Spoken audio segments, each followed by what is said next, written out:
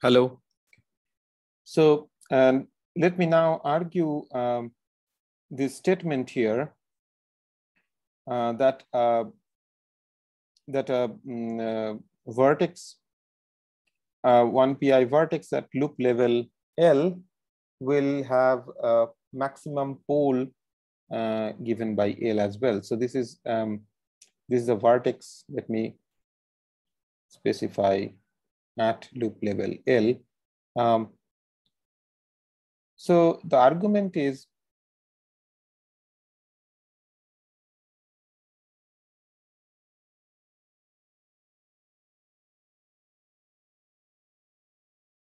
suppose propagator is corrected by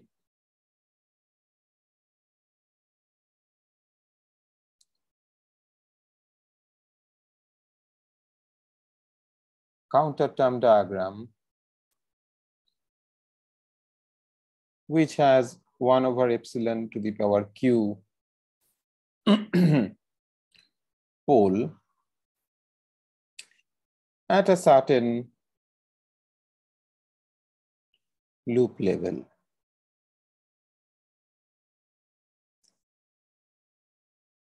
Now this vertex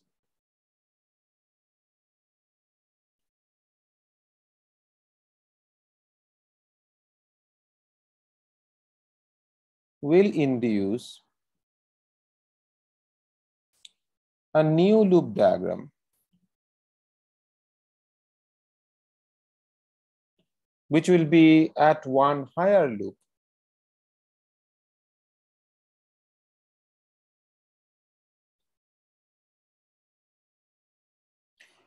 Of course, this is a vacuum diagram. I don't mean a vacuum diagram. There are vertices on this, and the number of vertices, depending on the number of vertices in a given dimension, the diagram will either be finite or divergent. If it is divergent, then this will go as 1 over epsilon to the power q plus 1, because the reason is that if it is a divergent graph, then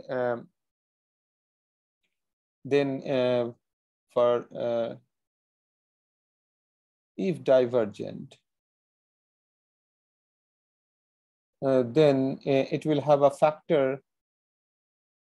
The integration, the loop integral will give a factor of minus n plus epsilon, which has a 1 over epsilon pole.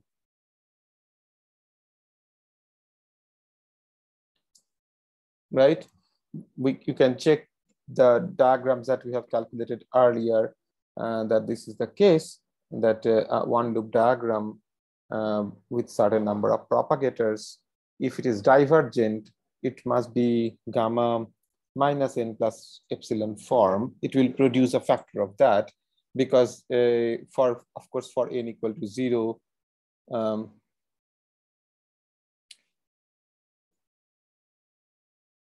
for n equal to 0, 1, 2, and so on, because otherwise the graph will be convergent.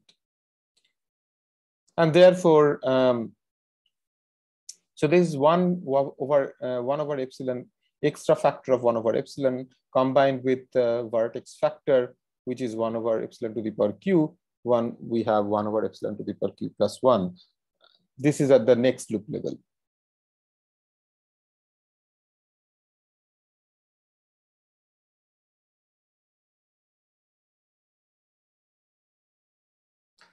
Now, since we have seen that now there will be at this new loop level, there are other contributions coming from original Feynman diagrams and counter term diagrams induced from previous levels. This may not be the only diagram possible, but in general, there is no reason to expect that all these 1 over epsilon to the power q plus 1 terms should cancel among each other. So at this new loop level,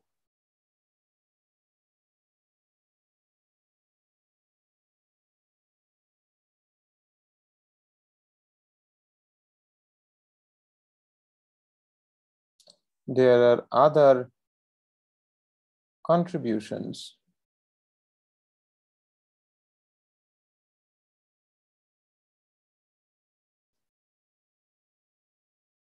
coming from original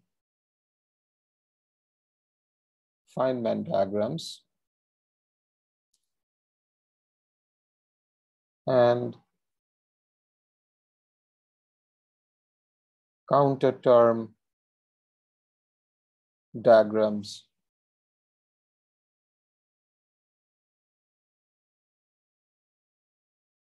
induced from previous loop level.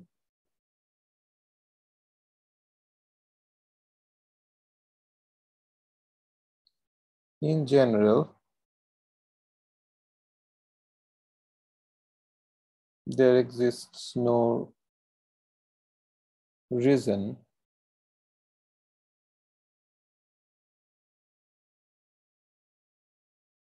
to expect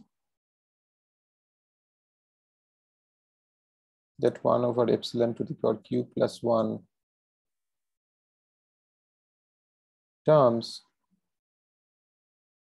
will be cancelled among each other.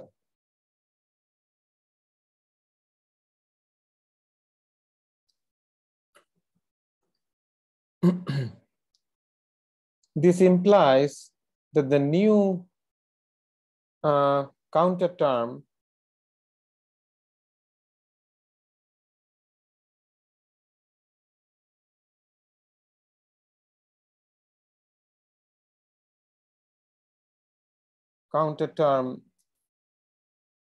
at the current level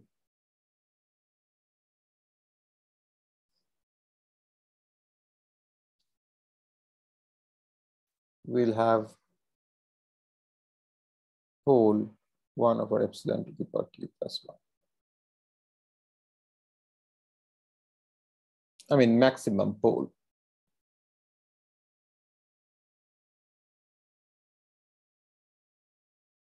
So this is true only when at the first loop level, we have when q equals 1. That is, at the first loop level, the counter term has 1 over epsilon pole, which is true, which we have seen already. We have calculated that explicitly. And therefore, at each loop order, next orders, we will add 1 over epsilon factor. And this is the maximum power. It doesn't mean that this is the only pole that is existing. We have seen both double and single pole appearing in the counter term. So there will be all other powers lower than that.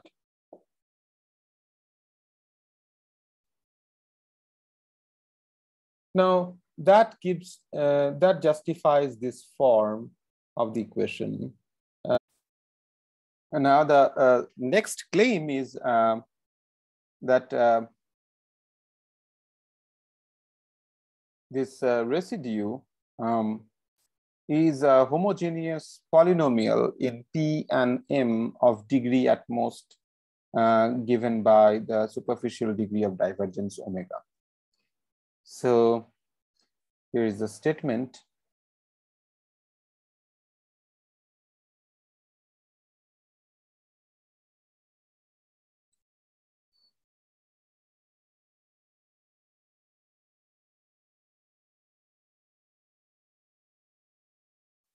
I used R. Okay.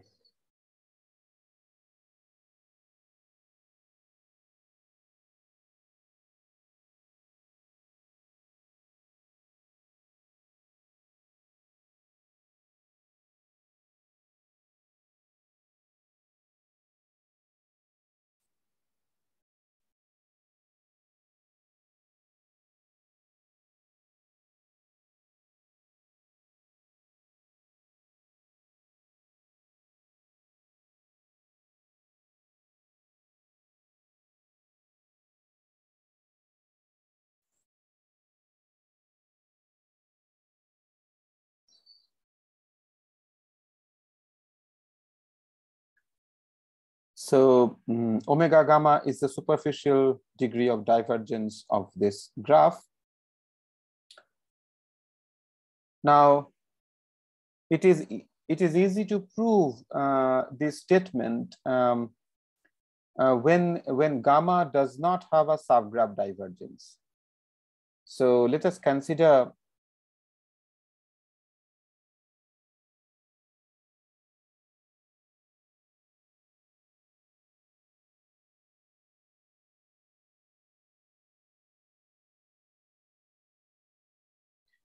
so the proof is simple.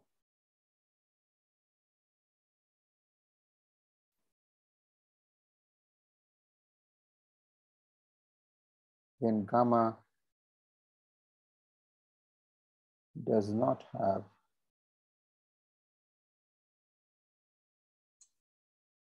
subgraph divergence, that is, there exists no gamma sub contained in gamma such that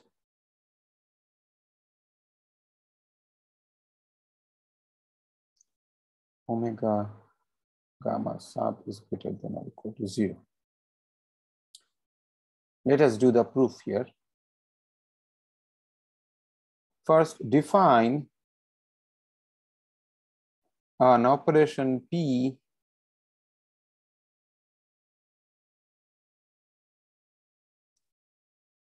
on gamma tilde which picks only the pole terms.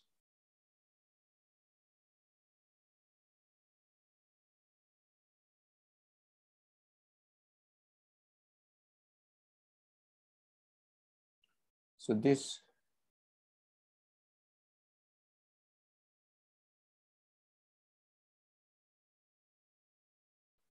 and as a result, it's a projection operator because P square will be same as P.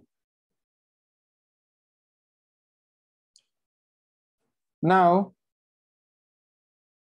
note that a derivative with respect to external momentum square acting on gamma tilde will reduce its superficial divergence by 2.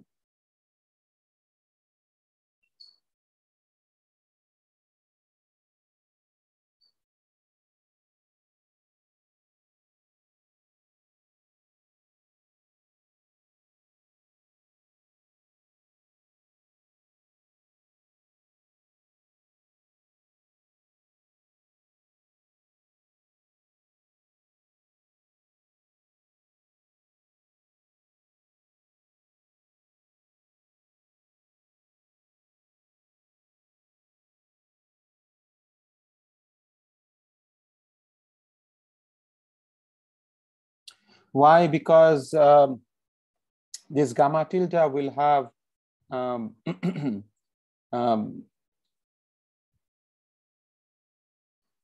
will have integrals, loop integrals, okay, and within the loop integral there will be propagators. These propagators are of this kind. There can be multiple propagators. So if the gamma tilde does depend on P, then P square will appear in the propagator along with M square with this combination. Okay, so we'll come to M square later, but it will depend on P square in this fashion. And when we take a derivative, it increases the power downstairs. So if you take a derivative of L square 1 over L square plus P square plus M square, then it will become 1 over L square plus P square plus M square whole square. So that increases the power of L square by 1 downstairs, and therefore it reduces the omega by 2. So omega of derivative with respect to an external momentum square S times acting on gamma tilde E will be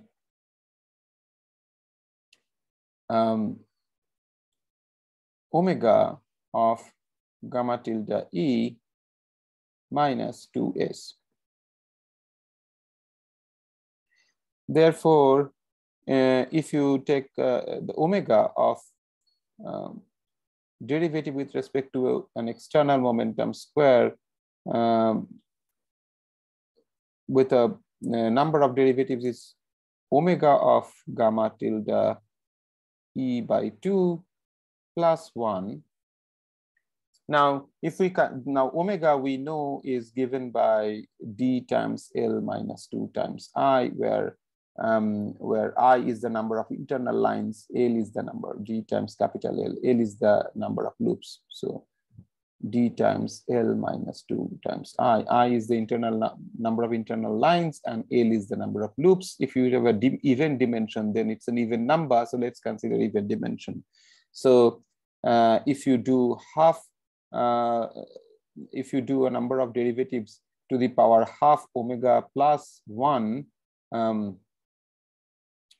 acting on gamma tilde of E, then according to this formula, what you would get is that omega minus 2 times s given by this, which is omega minus 2. So omega cancels and the result will be minus 2. And therefore, the diagram, so the superficial superficial degree of divergence will be negative.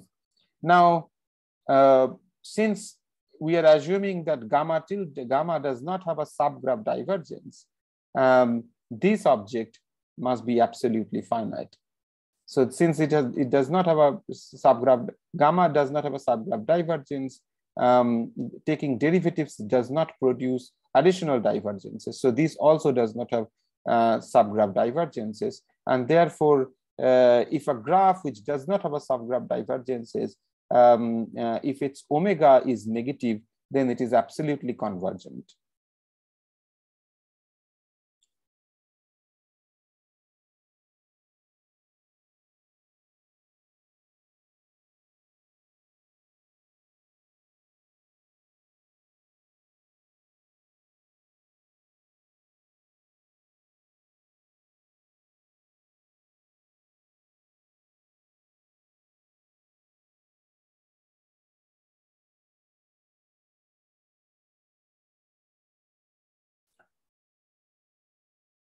As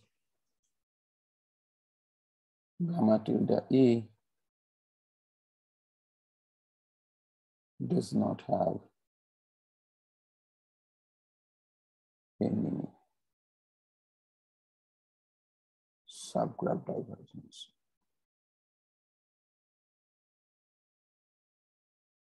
And therefore, if we calculate, if we apply P on that,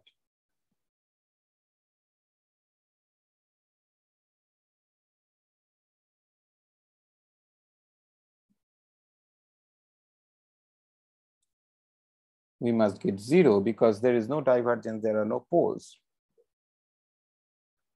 Now, this derivatives is with respect to with some external parameter, and therefore it commutes with P. So these two operations will commute.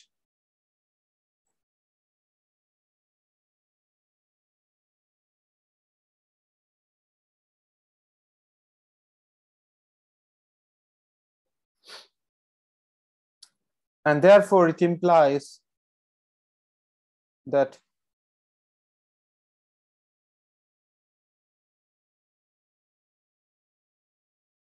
acting on P on gamma tilde E is equal to 0, which basically says that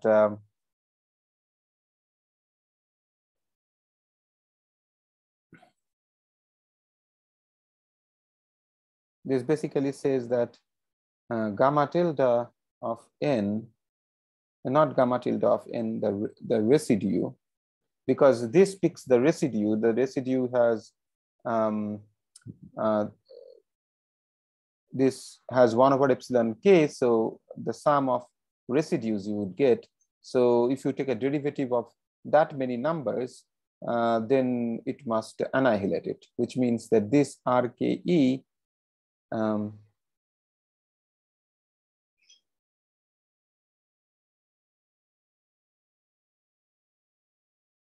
is polynomial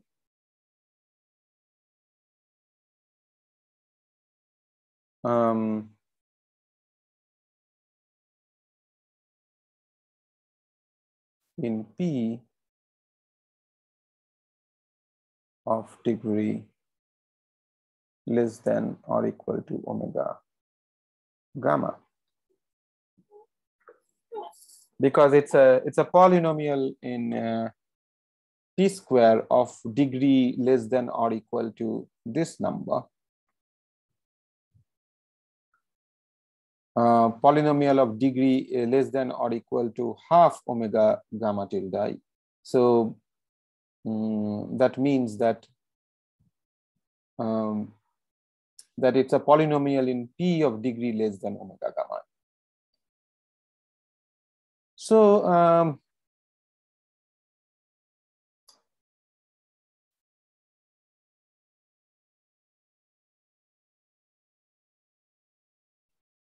now M square appears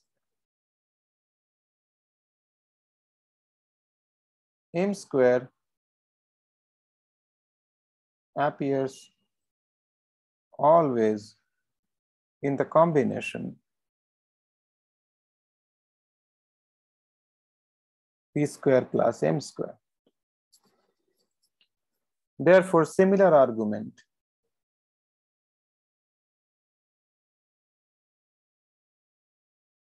if you do not distinguish between P square and M square, because giving a P square derivative is equivalent to giving an M square derivative, it gives the same result. And if you just call P square or M square same, if you do not distinguish them and call them X square, then the same argument will tell you that it's a polynomial in X of degree. Similar argument shows that R E K P M mu is polynomial in X of degree less than or equal to omega gamma, where X is P or M. That's the original statement. We can actually check. We can actually check this in all the calculations that we have done so far. For example, let us go to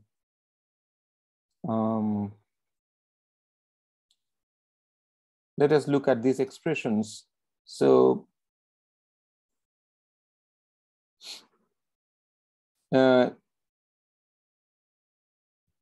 you see these diagrams, we added these diagrams, the 4 diagrams, and then got this result. And finally, this is the residue structure or pole structure.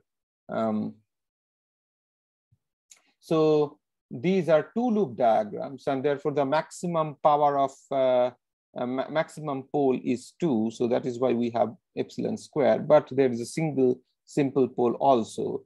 There are single poles also, contributions coming from single pole. And look at the coefficients, these coefficients for the pole. So epsilon square is multiplied by M square, which is of course a homogeneous polynomial in M, or you can call it P and M, and of degree less than or equal to the omega, what is the superficial degree of divergence. And we know that the 2-point functions in phi-fourth theory in 4 dimension, this has omega equals 2. These are all omega equals 2 diagrams, and the other divergences come from 4-point functions. Those are omega equal to 0 diagrams. Okay, so this is the spectrum of primitive divergences, and then it only depends on the external number of external legs, and therefore it doesn't depend on the number of vertices because it's a massless coupling, and therefore for all these 2-point functions with any number of vertices or loops, omega will always be 2, and for all the 4-point functions, omega will always be 0. So this is omega, and that's what this result is consistent with that what we just claimed, that it is it has m square. It is also you can see the structure that it corresponds to. So the dimension, that mechanical dimension of this graph is actually mass square, and we have these mass squares according to this formula here. This must be m to the power dE, which is the d being the mechanical engine or engineering mass dimension of this factor gamma of the graph gamma. The way to do that is so I had discussed earlier in one of these earlier lectures how to calculate the dimensions of the coupling of various interactions. Basically, you have dimension in natural units. You have dimension of the action to be 1, h bar equal to c equal to 1 unit, and you have a ddx integral, and then the kinetic term. So this should be dimensionless, and that tells you what the dimension should be of phi, mass dimension of phi should be. And then all the other interaction terms, lambda n phi to the power n, must be dimensionless. One knows the dimension of phi to the power n, and therefore from there you get the dimension of lambda to the power n. Now, this is what is happening in action. In effective action, the same way one has to, the counting goes in the same way, but in the effective action, you have all the 1 pi vertices. These vertices appear as the coupling, because if you recall the Taylor expansion of the effective action, then higher powers of phi, phi to the power n interaction term has phi to the power n interaction terms will have a gamma n as the coupling, and it is the same calculation. Similar calculation will give you the mass dimension of gamma, just like we got the mass dimension of lambda. It is the same mass dimension. For example, if you take gamma tilde 4, then at the tree level you have only minus lambda coming, so that is dimensionless, and then higher loop contributions, so they're going to be dimensionless. So but the mass square terms, phi square, of course we know the coefficient of phi square has dimension mass square, and if we take a 2-point function, whatever the diagrams we had like this and all the other 3 diagrams, they should scale as mass square. So it is consistent with this. Also, it is consistent with the fact that it's a homogeneous polynomial of p and m of maximum degree given by the superficial degree of divergence, which is also 2 here. Okay, and we have done for 4-point function. So here also you see the new, as a result of that, the new diagram that we get here has a pole structure.